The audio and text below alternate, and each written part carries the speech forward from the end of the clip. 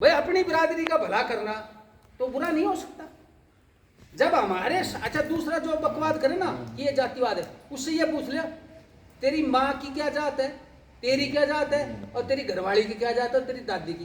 कहा सारे हम ब्याह शादी तो सबकी में हम करते हो, जात देख कर हो रहा है कि नहीं। तुम्हारी सर्टिफिकेट तुम्हें जो बेनिफिट मिल रहा है वो जात देख के हो रहा है। अरे जाति तो कॉन्स्टिट्यूशनल एक तरह से सत्य हो चुका है।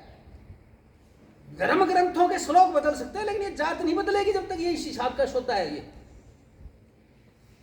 पूछ लो भैया, हम बता दो तुम्हारे ब्याह शादियां किसमें हुई है 2-3 पीढ़ियों से, एक आधी पीढ़ी तो अपवाद हो सकती है। तो फिर तो ये मतलब खाऊंगी कसम कर गीत गाऊंगी यार का ये कैसे चलेगा भाई। तो ये जो खेल है, इस खेल को तो हमारे को पकड़ में आ गया है ये। अब इसका सॉल्यूशन क्या है?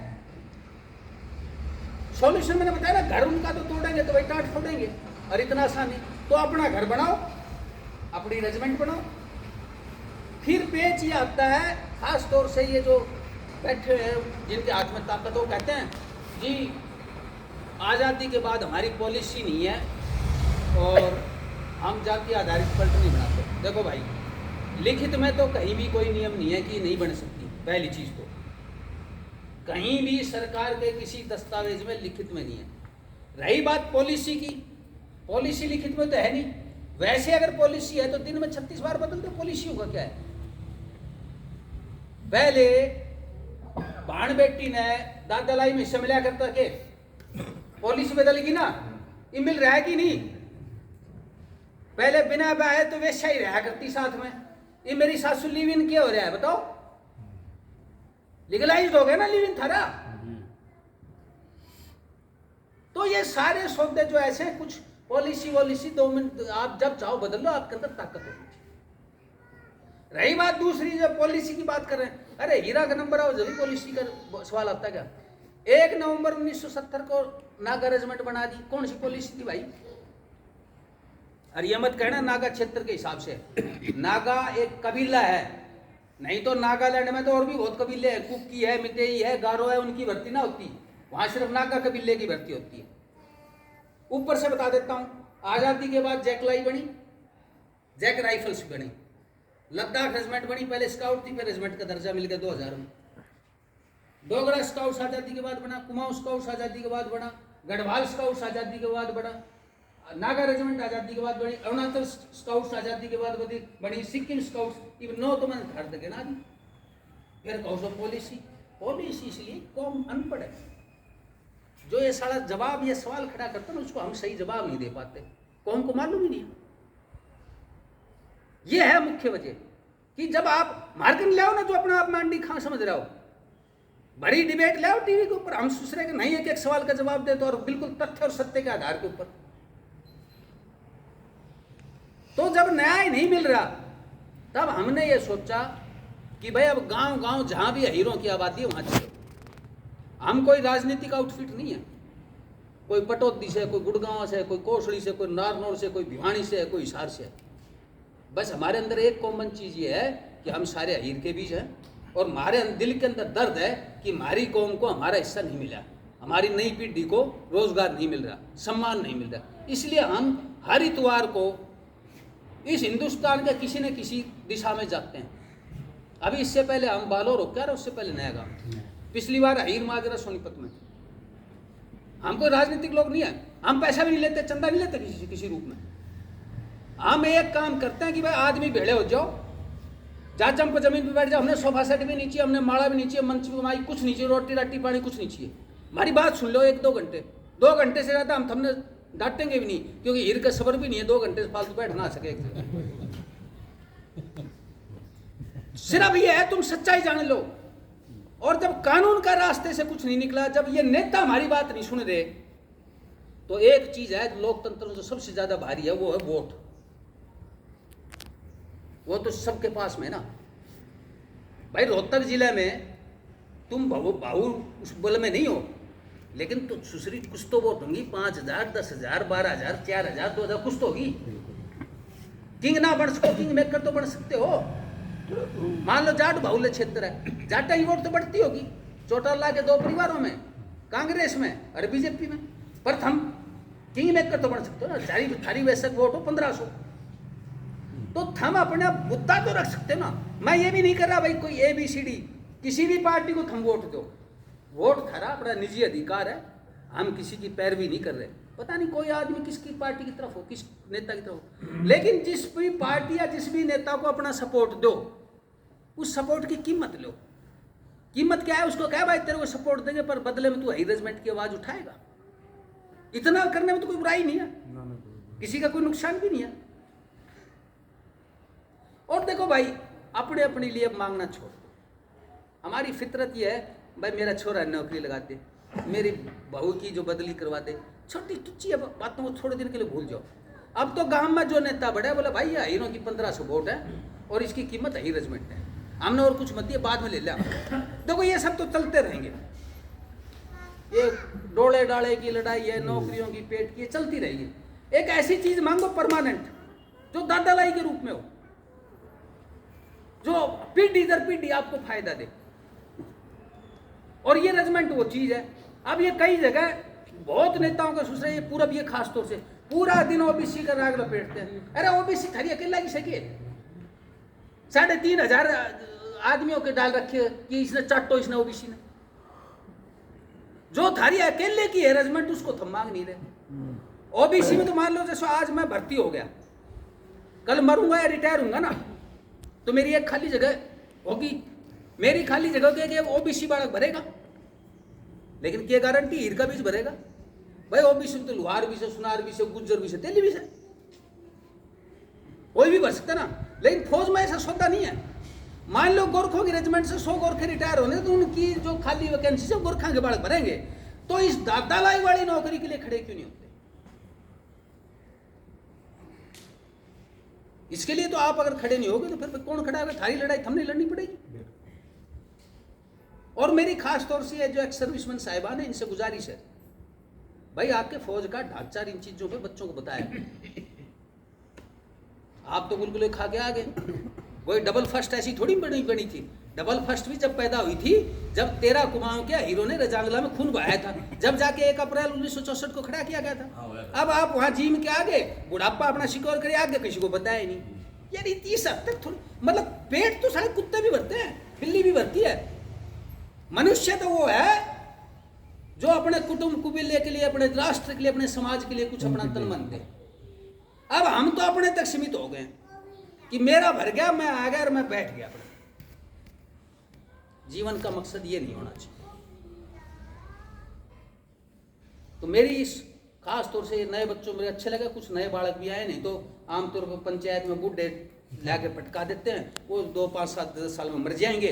वो बालकों को, अगली पीढ़ी को पता ही नहीं चला कि पंचायत में डिस्कस क्या हुआ है। अगली पीढ़ी में गेट से बाहर ना जाए। हाँ। अच्छा, अब वो बूढ़े भी नहीं रहे कि पोता ने साथ में बैठा के कोई बात बताएंगे कि भैया आज पंचायत में ये बात हुई, हमारे हीराम तो ये है ही नहीं है सोता।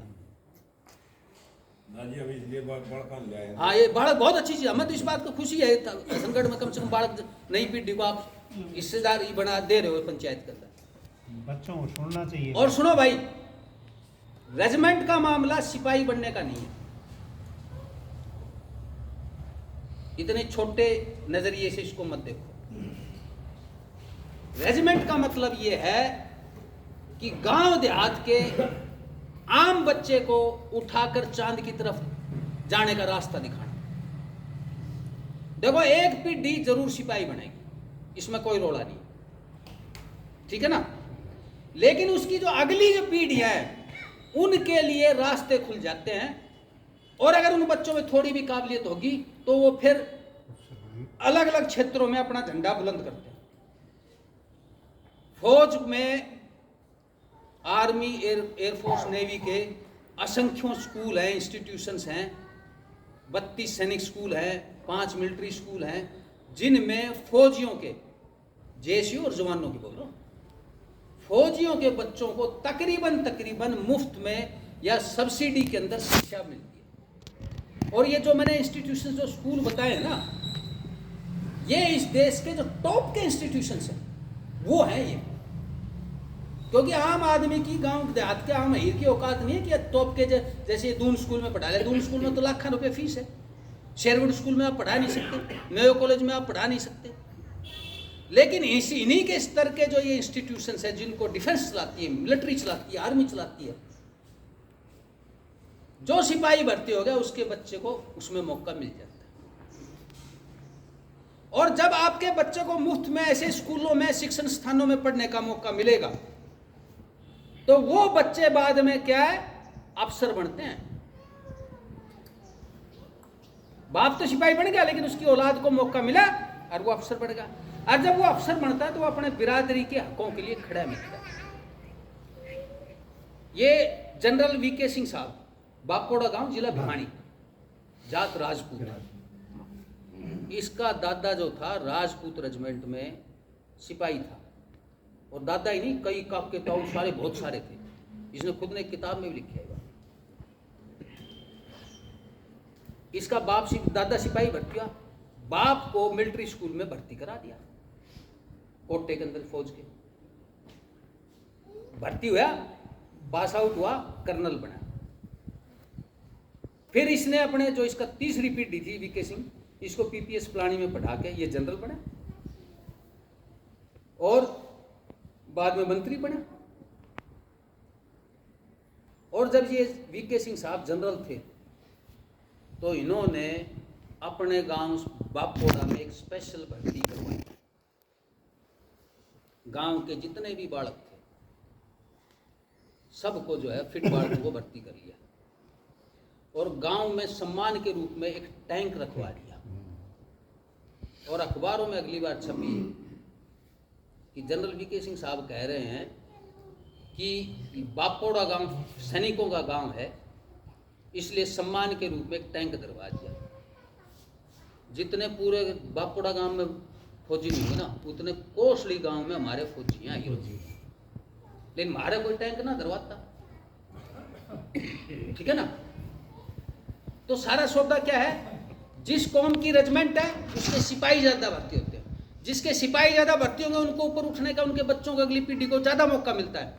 वो बच्चे ऊपर उठ के अफसर बनते हैं, अफसर बनते तो अपनी बिरादरी के हकों की रक्षा। ये सारा एक चक्र है। इस चक्कर के अंदर जो अर्थव्यवस्था का एक चक्र है, ऊपर उठने का चक्र है, उसमें अहीरों के लिए जगह नहीं।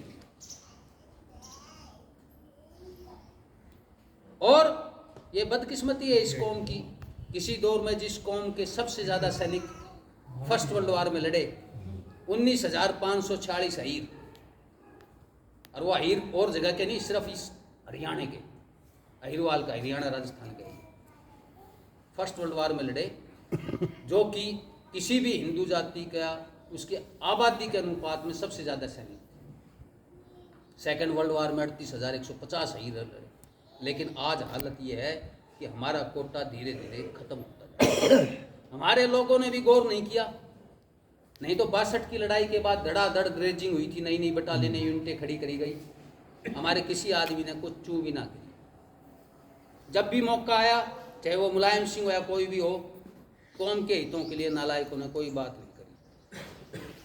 अब सारा दारोमदार आप पे आ गया। हाँ।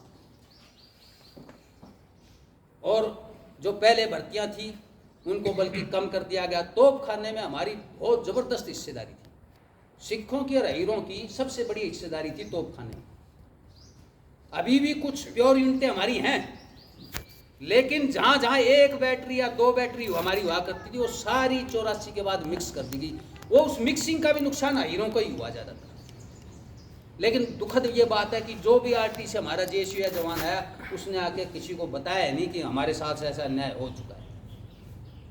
सारे गए, रोटी कमाई, आ गए, मर ली, बस यही जीवन चक्कर चलता रहा। और आगे आने वाली पीढ़ी में तो ऐसा हो जाएगा कि फोटो में दिखाना पड़ा करेगा, जैसे ये कहते ना कि ये हमारे गांव में फौजी थे, तो है ही नहीं। क्यों? फौज के दरवाजे आप लोगों के लिए तकरीबन बंद हो चुके।